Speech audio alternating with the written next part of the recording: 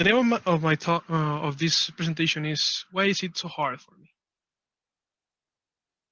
Before we start, uh, can you also see I'm gonna turn again off my presentation just for the sake of that what I'm going to present right now.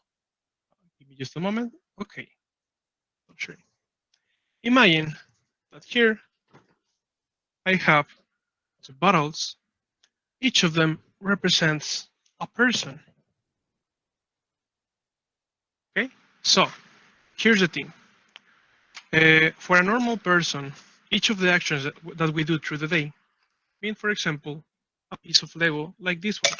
For example, waking up, even thinking of the things you have to do through the day, it needs to pay attention. You need to pay attention to those things. So each of those actions are like one of these pieces of Lego.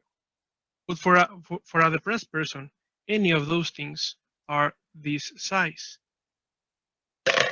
So you can tell me, just just by looking. Let me just right away. Sorry. Just by looking, who has more space left? The person without depression. Exactly.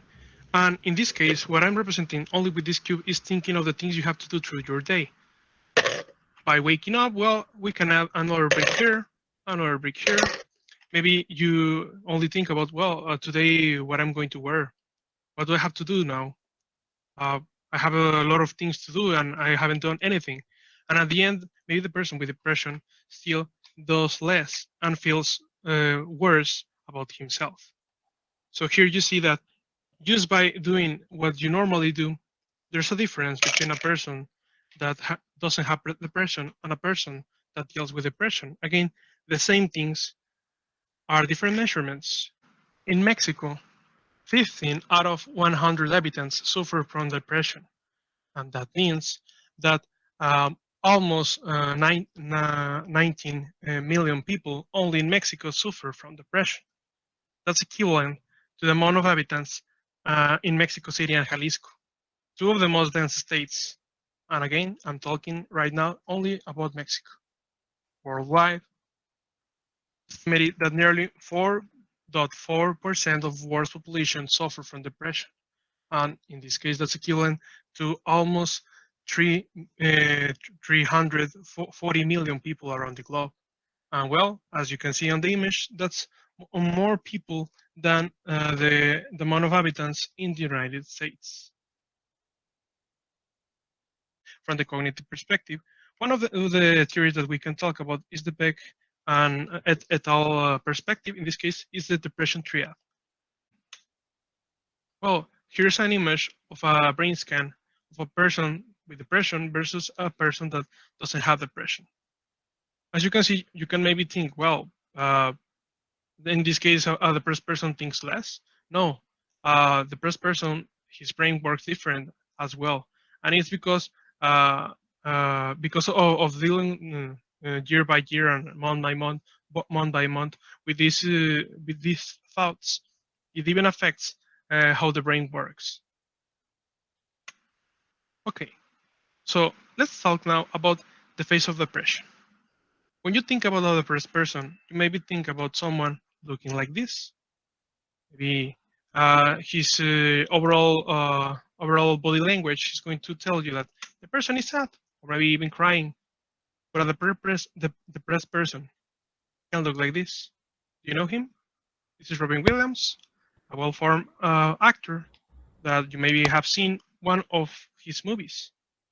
Well, through the last decades of his career, he was dealing with depression, and that led to, well, you know the answer. Maybe you know him, Jim Carrey, or maybe in recent years, the vocalist from Linkin Park. Also, same leads at the end of his career. But well, as you can see, a depressed person can also look like this. Yes, that's me. Yes, and I don't only work with depression with patients or as research papers, but I also work about depression about myself. I've been dealing with this since I was in high school.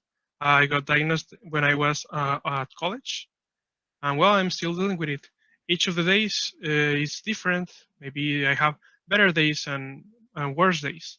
But still, you can say, well, everybody has those kind of days. Yes, but well, sometimes it's a bit different because you think that you're doing everything as you need to do, and then this kind of thoughts get into your brain. You can stop thinking about, well, I didn't do this correctly. Why am I like this? I'm worthless. Choose the images before, because this is also not a diagnosis, but we can talk about a certain type of depression, that is smiling depression.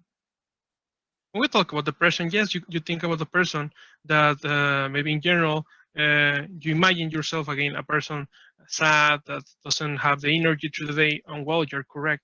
But also, a person can evade looking like a depressed person.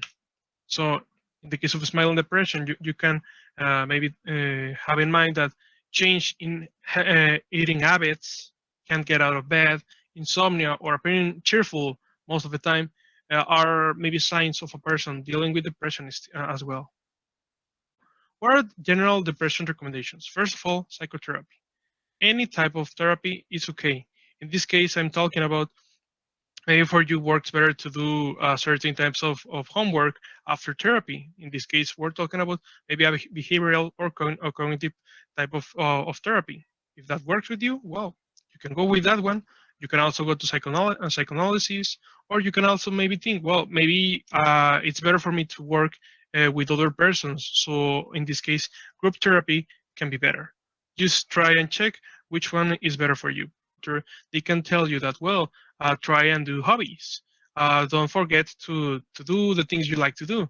So in general, the last recommendation here is to try things. Don't forget that about yourself. One of the first steps is to recognize it, to see the elephant in the room, to see that you're not alone, and there's people that loves you. And in the end, just have empathy. We're all humans after all. Thank you.